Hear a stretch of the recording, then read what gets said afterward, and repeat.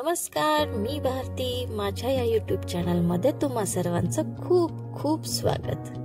आजच्या व्हिडिओमध्ये आपण पाहणार आहोत की सहावारी साडीपासून कोळी साडी कशी नेसायची, म्हणजे कोळी काष्टा कसा नेसायचा. चला तर मग व्हिडिओला सुरुवात करूयात.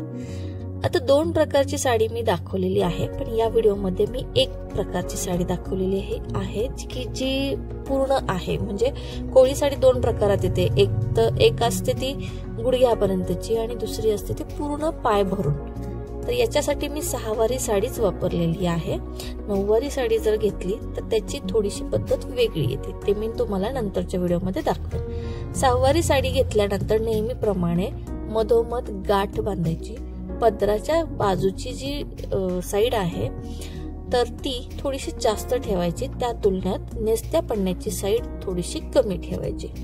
आता काय करूयात, नेसता पन्ना जो आहे तर त्याचा अगोदर पूर्णपणे सगळा भाग पाठीमागे खेचून घ्यायचा.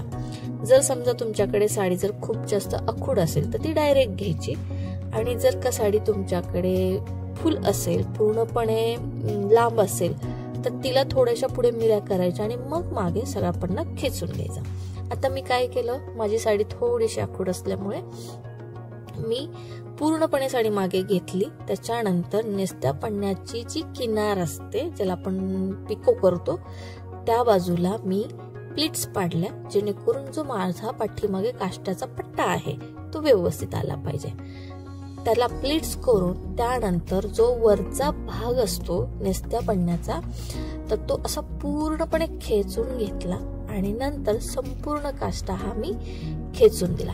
आता काष्टा खेचताना ना काय करायचं, आपल्या पायाच्या लेंथ नुसार तो काष्टा हाईटला ऍडजस्ट करायचा, जेणेकरून तो जास्त पायातही आला नाही पाहिजे आणि घोळही कमी दिसला नाही पाहिजे. अशा हिशोबाने तुम्ही तिथे पिन लावू शकता. मी पिन लावलेली नाहीये, कारण प्रॅक्टिस एवढी झाली की मला पिन जास्त लावायची गरज पडत नाहीये.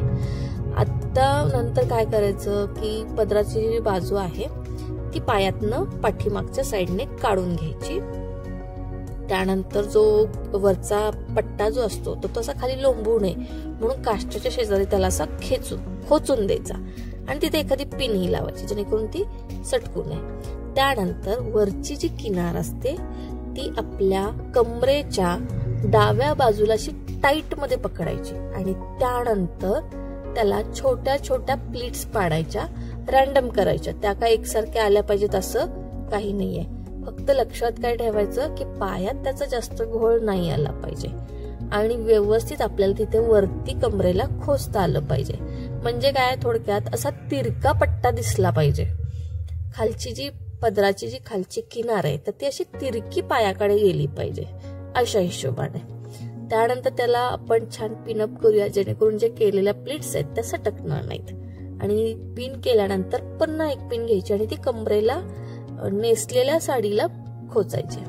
त्यानंतर काय करायचं, उरलेला जो पदर आहे त्याचा पुन्हा एक पाठीमागच्या साईडने राऊंड घ्यायचा आणि नंतर त्याचे वरचा जो पट्टा आहे तो थोडासा खेचून घ्यायचा. त्यानंतर हळूहळू सगळ्या प्लीट्स पाडायच्या, पण त्या खेचून जेवढं तुम्हाला जास्त खेचता येईल तेवढं खेचून एकदम टाईट मध्ये पूर्णपणे व्यवस्थित प्लीट्स पाडायच्या. आता माझ्या साडीची बॉर्डर जी आहे तर ती थोडीशी ब्रॉड आहे, जास्तच ब्रॉड आहे, त्याच्यामुळे मी तिला या पद्धतीने नेसलेलं आहे. आता त्यानंतर ह्या सगळ्या प्लीट्स गोळा करायच्या, त्यांना एक छान पिन लावायची आणि नंतर पुन्हा ती कमरेला आपल्या डाव्या बाजूच्या साईडला लावून द्यायची. आता हा झाला आपला कोळीचा फुल लेंथचा काष्टा तयार. आता एवढंच झालंय का, नाही, एक महत्वाचा भाग राहिलेला आहे. एक आगरी लोकांची साडी असते आणि कोळी लोकांची साडी असते. तर मी तुम्हाला जी दाखवते तर ती कोळी लोकांची साडी आहे. आगरी लोकांची पदर घेण्याची पद्धत थोडीशी वेगळी असते. पण आता ब्लाउजच्या ऐवजी मी तुम्हाला ड्रेस घातलेला दिसतोय, पण त्याचं कारण असं आहे की कोळी साडीवरती पूर्णपणे ब्लाउज असतो, त्यांना गळे वगैरे नसतात, फुल लेंथनी असतात ते ब्लाउज. बाही मोठी असते आणि पोटापर्यंत ते उंचीला असतात आणि त्याला गळे नसतात, मागे आणि पुढे नसते.